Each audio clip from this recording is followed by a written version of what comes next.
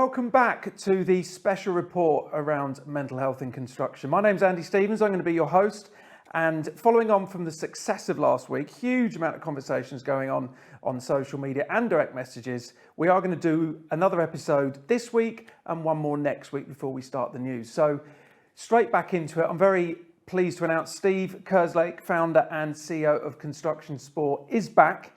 Steve, welcome. Firstly, because we are talking about mental health and suicides, I think it's very important to mention the Samaritans. If you are struggling, or even if you just want someone to talk to, their telephone number is 116 123, and that's any time of day or night, 365 days a year. So, as you are familiar, last week, the combination of work we've been doing with ONS and internal work, we have got the real and up-to-date figures. And Steve and I are going to go through this, and I think the disappointing facts of how it's been received, but also the positives. So, Steve, I think let's make this clear. These figures are from the Office of National Statistics. Yet, still, over the weekend, there's other charities, organisations, firms using these old figures. Now let's just clarify this to remind people. Office of National Statistics, 2021, England and Wales, suicides in construction is 668, not 507.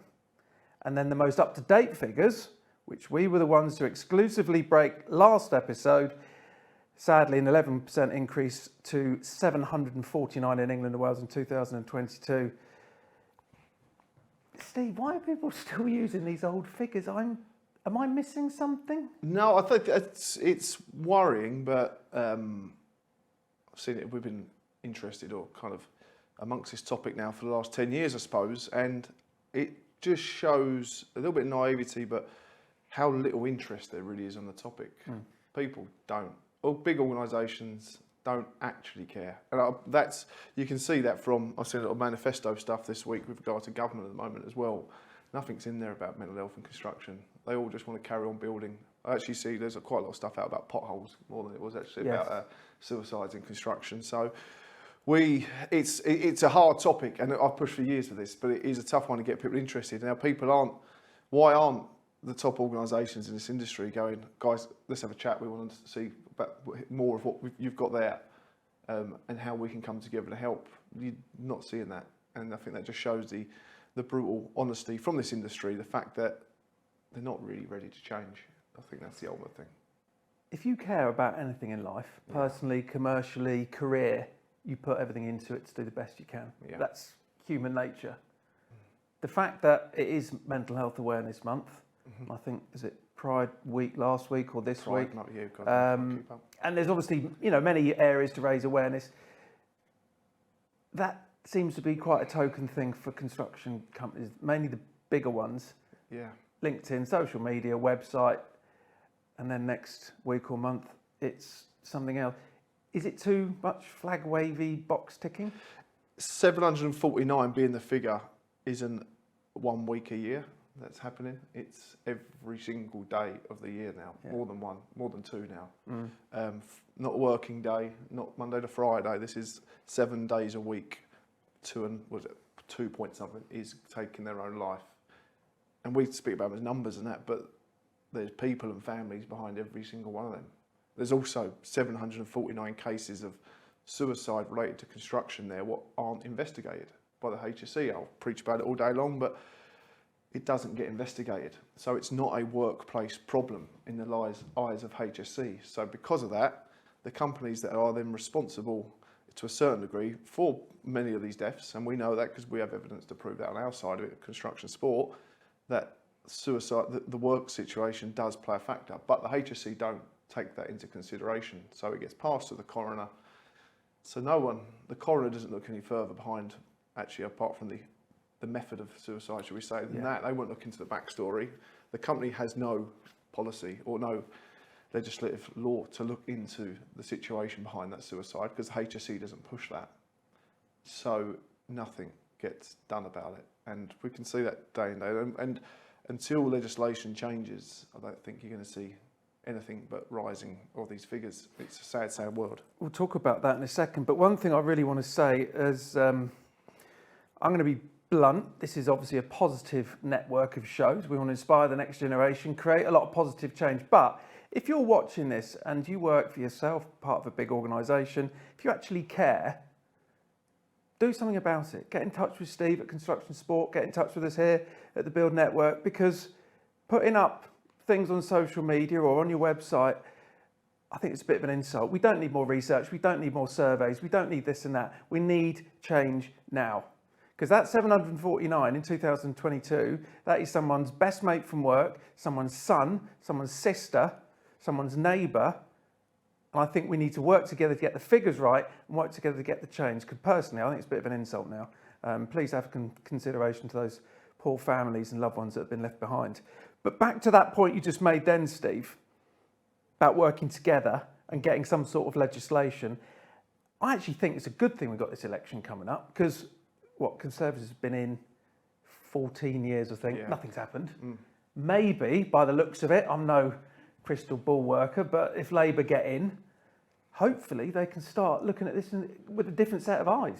Yeah, it'll be interesting to see the actual change. I've never been in a position where I've actually been that interested in politics in my life before, and I've always been told to stay away from it from my family. You don't get involved with politics because it just creates divide most of the time, and you can see that. But at the same time now, I'm like, I'm involved in something now that we could actually see something really, really big, really, if someone comes in and takes it seriously, and hopefully they do because they need to. But we're pushing for more and more construction to go on. We know when COVID come, construction just carried on. So hopefully people start to understand and respect just how big a part the construction world plays in the economy, but also how big a part the individuals in our industry, what we deliver on the site sort of thing, on site with our hands, how important we are to the industry. And these figures show exactly that lives aren't being respected in that right. Now, I was part of a group of 15 construction workers during COVID operating out of a 4-person welfare cabin. We just cracked on because we had to, because if we didn't go to work, we didn't get paid. So we were deemed as critical workers, questionable, but I need to get paid, so we did. But society didn't really care. Just get back to work, and we do. And I think that's why, I honestly think that's why we're the best industry in the world. But be very interested, you say the political side of it. So you've got this Conservatives and Labours, and even Farage chucking his bit in there about skilled workers, or interesting. Let's see what's to come. But it could be a big change, like I say. It'd be interesting though, because I know the government play a part, and obviously the bigger groups in the construction world, don't they, and how they're formed. So, well, we always say this isn't a political show because it's not, and it never will be. But we have to talk about it because it's July the 4th, so it's imminent. For us. In fact, I had my voting thing through the door the other day. I think the dog ate it anyway. So, yes, your point about big organisations that government listen to, Construction Leadership Council, obviously, Mark Reynolds and his team are in number 10 and number 11 quite frequently listening, or they're being listened to about construction. They're doing their great work, but we've said before, that's just the 2% of tier 1 and 2s. It'd be great to see some sort of organisation or group being listened to that represent you and me and that young girl who's an apprentice and that building control officer who works with a team of 5. Because 98% is a big number. Yeah, I think you could get it as well. There was something the other day actually about leaders have criticised Farage for his views on the construction world. But then I actually looked at that and thought, actually, my kind of view is I actually got quite a lot of questions over the leaders of the industry, understanding what this industry is about as well. So, like you say, within these groups and organisations, are we reflecting the whole industry? And I don't believe we are. We need to be to get some changes going on. 100% needs to be. I think people are worried about listening to people on the ground because they know how truth will get. But I think the way the world is now, especially with media and social media, is that voice is coming out now. And we see it from our side. We were very, very quiet 6-7 years ago. No one heard of us. And it's only until we formed a bit of a social media strategy that people start to hear us. And those silent voices suddenly get a little bit louder. And when those silent voices get a little bit louder and they get backed up by evidential truths of this industry, then those little voices can start causing a few issues. And we see that. We've got evidence to prove so much has gone in this industry, and different ways and different organisations have been formed and how they operate could probably come into question. But at the same time, we only talk about the truth, and we're very clear of it on our side of things. I know you're very straight up with it as well, Anne, but people realise that give the people who care an opportunity to help, because when people start talking loudly, it can start interrupting a few things. And I put it this way, we've had people come to us with some very interesting, what do you say, not demands, but ways that we could maybe be silenced a little bit more than we are. And it's interesting to know, but you look at when that comes to light, I like to do a bit of research, and you learn to understand why those people want you to go a bit quiet, shall we say. But we're built on passion, not pounds. So that's kind of the way that we kind of push at our end. We want to literally just get the truth out there and show that things need to change. Not for the sake of putting a post on once a month or whatever, but again, with the statistics and people pushing that out, I think there's a huge element, and I think you get that with these, whatever topic it is this week, is people, what is it this week? We'll go for that. Okay, let's copy and paste that data onto our format. Let's get it, make it look like we've branded it. But people actually aren't doing the homework behind the stats and stuff. So it's lazy marketing, and it's very sad that we've been given that 507 figure. Yeah, and it is sitting here, the evidence that it's not right. A stab in the dark. Yeah. Quite, But when we literally say that, people, I know even on Path Construction Sport now, we can see the 507 number was not accurate, and we have evidence to show from certain people that it's an inaccurate figure. That figure is also a figure that is based around people killing themselves. So how can you go or be so naive or lazy not to get that accurate when you've been commissioned to give an accurate number and you don't? I think is disgusting, if not criminal, to be honest, that you can. I just think the thing you said then, and this is what doesn't seem to get into people's heads, this is someone's life. If I'm in competition with you, flogging some fencing panels or shoes or a holiday, you can see the sort of, not underhand tactics, but you want to get a bigger share of the market, you know, more sales, more profits, etc. But we need to start getting together, talking about the right figure, because that's a lot of people that aren't going home to friends and family. When you're lying about people's lives, what else are you lying about? You know what I mean? Don't trust everything you read in the construction sector. It's been proven to us in the last week, and I think you can see that now. What can you trust, really, isn't it? It's crazy. It's scary, very scary. It's scary, but what you can trust watching this is us. Because, as Steve mentioned last week, this has taken months to get all these research and figures. I've had messages proving everything is absolutely spot on and the old stuff wasn't right. But let's draw a line and move on now we've got the right figures. Steve, without giving too much away, we've got something in the background we're working on. How excited are you by it? Because, I mean, it's hard not to say too much, but it's going to be good.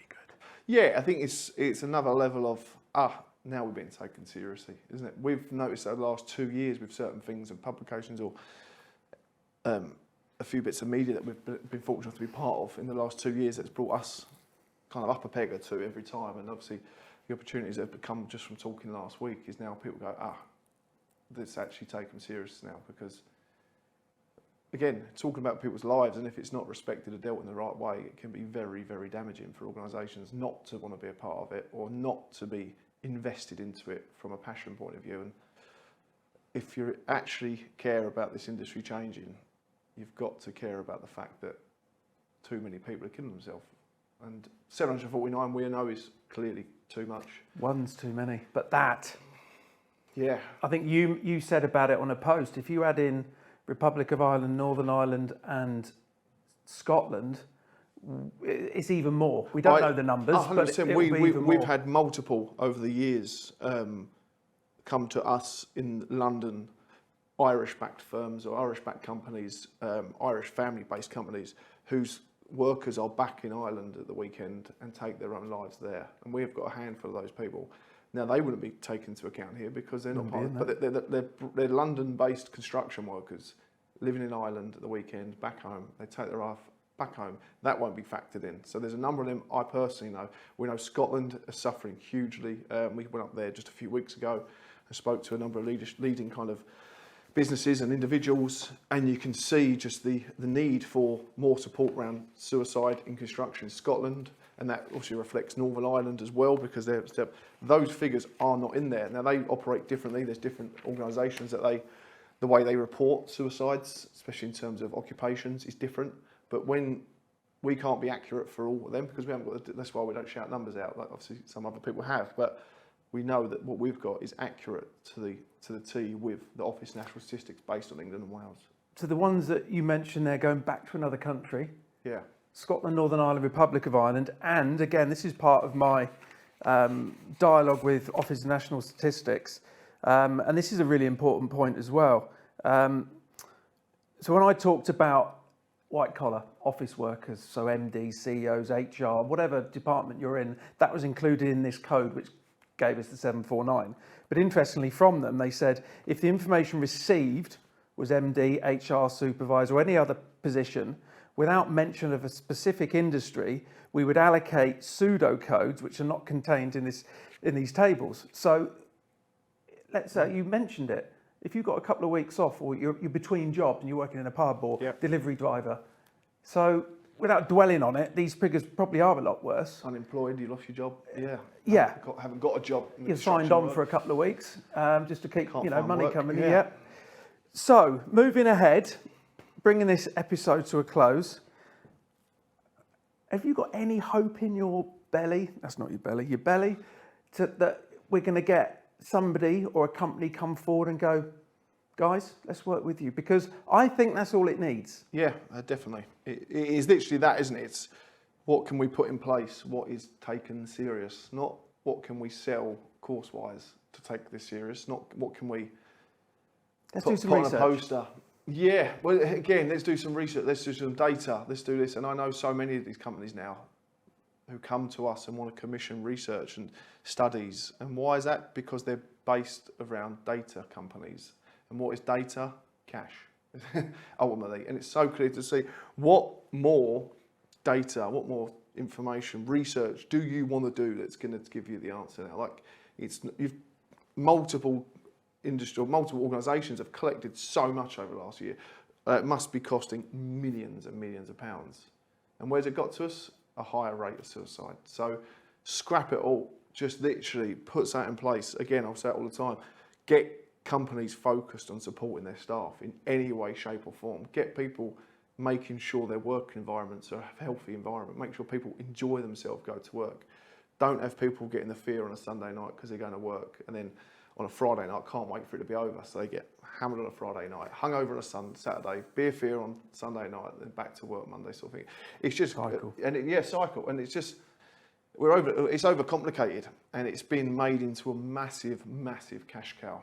Where has the millions and millions of pounds raised over the last 10 years actually gone in terms of making this industry a safer place? I don't think you can actually evidence anything or anywhere where that funding has gone what's made a difference. And it's everybody's chucking money about downstream to catch things while everyone up top is throwing themselves in. You know what I mean? It's just what's gone in at top level to support this industry. I don't think there's a single thing.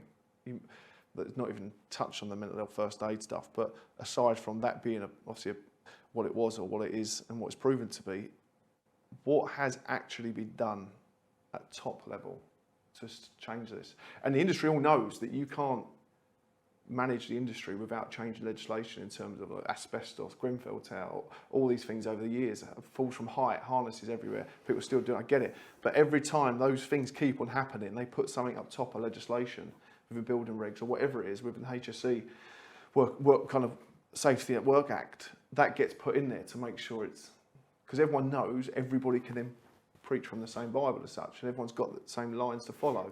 At the moment, everybody's just throwing stuff against the wall, should we say. But we've chatted about this, I'd better think, how many hours since last week. I believe, you believe, this is quite straightforward.